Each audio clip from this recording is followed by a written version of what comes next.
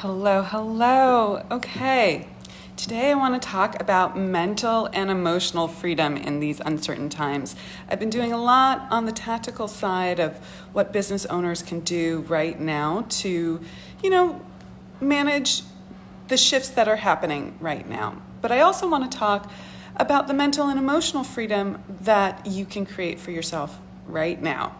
Because for many women in business, they went into business for themselves. They became entrepreneurs because they wanted freedom. They want time freedom, they want emotional freedom, they want mental freedom, not just the financial freedom, which I think is very important as well. So I wanted to talk about, this is a perfect opportunity to create really great habits that help your mental and emotional freedom. So what happens often, just a little back story on why you may be feeling this kind of anxiety coming up. Obviously, we've got this virus, right? But our prefrontal cortex is designed to manage decisions. And it's managing decisions based on the past and what it knows. And right now there are a lot of unknowns. So that creates anxiety. We don't necessarily feel like we have the tools with which to make good decisions or figure out our next steps, all of that. And your mind can start spinning. That is not emotional or mental freedom. It feels like anxiety, right? And I know that it's happening for a lot of people. Last night, I realized I tipped over a little edge and I needed to bring it back and ground. And I did that again this morning. And I want to share some of the tips that I use to do that. So 11 things. Oh, wait, there's one more thing that I want to say on the big overview picture on this. Our fundamental survival instinct is kicking into gear big time here. We all have the drive for more life, to thrive, to survive. And when we don't know what's going to happen, whether it's economically or physically with the sickness, all that stuff, we have a tendency to, our subconscious mind kicks into gear. It starts to go into overdrive on trying to navigate to keep you safe. So you'll get a lot of stuff coming up, and it's not necessarily useful. It's a survival mechanism. Part of it is useful. It comes from a good place. But you need to really ground and center so that you can use your conscious mind to make great decisions for yourself and not, spin out. Because our conscious mind has the ability to choose, but our subconscious just has the direction to go forward with what it knows, which at this point is just do whatever it takes to survive. And so your brain can get a little cray-cray. Okay. I hope that makes sense. If that didn't make sense, I can explain it further. Just let me know. So here are my techniques for staying really grounded in times of uncertainty. One, and quite frankly, I do this throughout my day, even in times of uncertainty. Let me say that differently. This is something that, these are the tools that I use on a daily basis. So do one thing at a time. Your brain is trying to multitask and trying to handle all these different components. Do one thing at a time. Really simple. If you have a beautiful task list or you have a bunch of things to do with your kids or whatever it is that you're involved in, you want to just take it one thing at a time and make a mental note, make a mental decision, a choice. I'm just going to focus on this one thing. Your brain is going to start spinning out to, I have to handle all of these things. Just bring it back, one thing at a time. You'll do that one thing with so much more clarity and groundedness, and you'll just feel so much better. Decide on when you're checking the news. Okay, we all have to stay up to date, but decide, are you checking it once a day, twice a day, 3 times a day?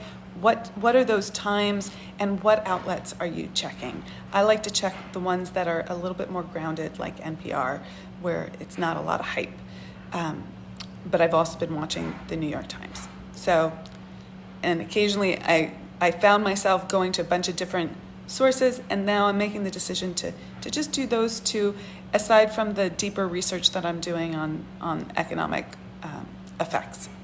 So decide when you're checking the news, how often, and what your sources are.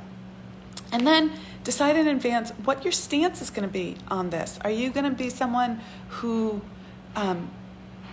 shrinks, is a victim, is scared, or are you going to be someone who, maybe there's some fear, but you're courageous in the face of that fear?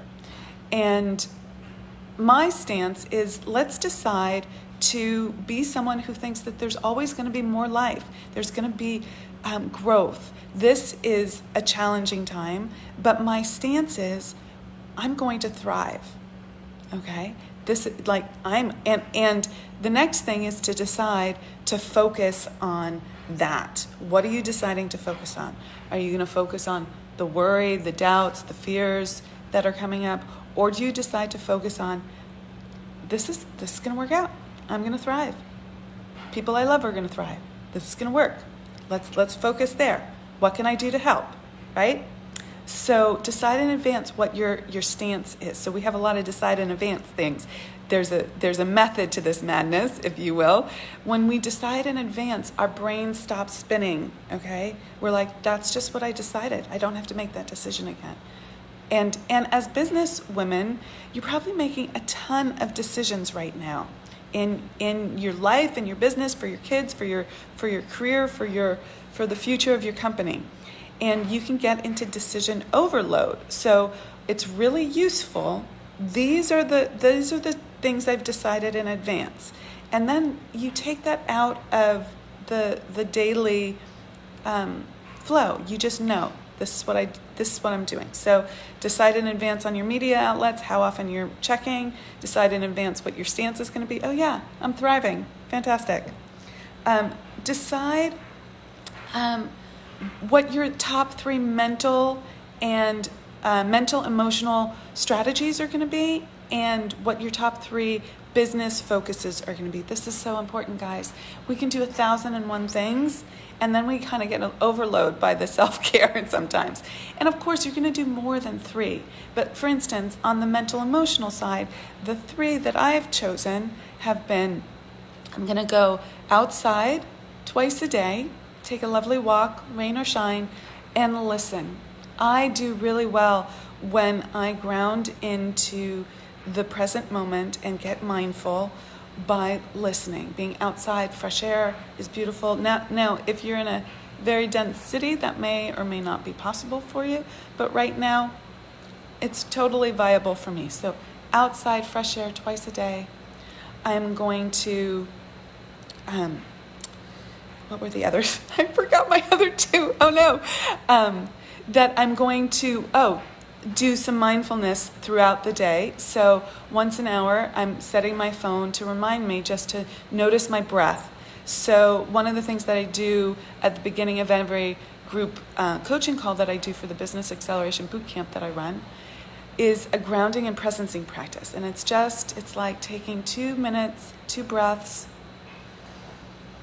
just noticing yourself breathe. And it just immediately grounds me. So it's just noticing that and dropping into that. And then the third thing that's on the self-care front for me is good sleep and good food. Those are super important to me. If I do those 3 things, I'm going to be really well situated. So what are your 3? I'd love to hear what you would do. So, and then you're going to want to do the same thing in your business, because business always has a to-do list that's never ending and long, and right now, you've probably had things added to it with how to navigate the economic shifts that are in front of us. So take a moment and decide, what are my top 3 things that I'm doing every day? What are those? And then do those first every day so that you're very clear. I've succeeded. I've done my thing. Okay. I think I'm on number 5, but I have lost count here. Number 5 was mindfulness, just in general, being mindful, figuring out a mindfulness practice, awareness of the space around you, dropping into this present moment. You can't be worried and in doubt and fear when you are in the presence, so in the present moment. So just paying attention to what you're feeling, how your hands feel, what you're hearing, the noises around you, the birds that are chirping, the wind on your face, that you might be a little thirsty. I am right now. Okay, that's just bring some awareness and mindfulness to your day. Number 6, do something positive. Listen to positive music, listen to positive people. Keep your vibration high. Dance. Do the things that you love that you can still do, obviously. Listen to yourself. This is one of the things that is super important. Everyone's going to have a different level of spin out or what they can and can't manage. And really listen to yourself and navigate that. Bring it back to center for yourself. So if you feel like you're doing too much and you're getting spun out, just bring it back to center. Ground into it. And if you feel like you need to do more because things are slipping in your business, just ground again and then take that first step and do that. Okay, but really listen to yourself. Help people. Get help. Okay, get help and give help. So it's super important to show up in this time and be generous. I live by a rule of generosity. It's not that I don't get paid well for what I do, but can you be generous? Yesterday I did an extra bonus coaching call for all my clients to help them navigate these times, and we drilled down into exactly what they could do, the mental aspect, but also the actual tactical things in their business. No charge, let's just do it. I'm reaching out to past clients. Do you need any help? This is how I help. Clearly I'm doing these daily briefings. I'm a teacher. I can share this. What can you share? Okay, how can you help? And if you need help, if you don't know me personally, if you've never worked with me and you're just watching this and you need help, reach out to me. I'm happy to give you some tactical shifts you can make in your business and in your mindset. We talked about this a little bit. Number 10 is focusing on what you want the outcome to be. So before I talked about focusing on I'm going to thrive, that's the outcome. But what about in your business? What do you want the outcome to be for your business? Because, do you have an image in your mind that everything's going to be destroyed and you're going to have your knees knocked off of you? I don't know what the expression is there. But basically it's all going to go to hell in a handbasket. You're going to lose everything. And that's a real challenge for people who have brick and mortar stores right now and brick and mortar businesses where people come in, which is a lot of small businesses. But are you going to focus on that? Or are you going to focus on what you want the outcome of your business to be? And this is a real tool. If you can see what you want, I want to end up better off, I want to end up stronger, then your mind will start navigating you to that end and you'll be able to come up with creative ideas. If you think it's all going to go to hell in a handbasket, your mind is going to navigate you to that and is going to show you all of that. It's amazing what our minds are capable of. So I really suggest that you focus on, what you want the outcome for your business to be. Number 11, I think I have 12 things on here. I've lost count, guys. Understand what your triggers are. Are your triggers social media? Are your triggers someone in your environment? Are your triggers opening and closing doors or light switches because you're worried about contamination, right? What are your triggers? And then figure out what your grounded mindfulness is going to be as a response to that. Use your conscious brain, your ability to choose to respond to that. So if, for instance, you need to wash your hands, but every time you wash your hands, you get a little hit of worry or self-doubt, maybe the response is I'm going to affirm how smart I am. I'm going to affirm how much this is helping. I'm going to affirm I love being clean. Some little shift in your mental perspective. I love helping, right? Could be how you respond to it. And then take a couple of presencing breaths and let that kind of pass by you so that you keep coming back to groundedness. And then lastly, this is one I have a strong stance on. I believe in self-pleasure, sexual pleasure. Let's say it's sexual pleasure. If you're with your man, with your woman, have sex, enjoy life, have pleasure, okay? If you're by yourself, self-pleasure. If you have a partner and you want to self-pleasure, fantastic. But build sexual pleasure into your life. It's such a release. It's such a way of affirming yourself. It's such a way of saying, like, oh yeah, life goes on. I deserve this. It's great. We can enjoy ourselves, okay?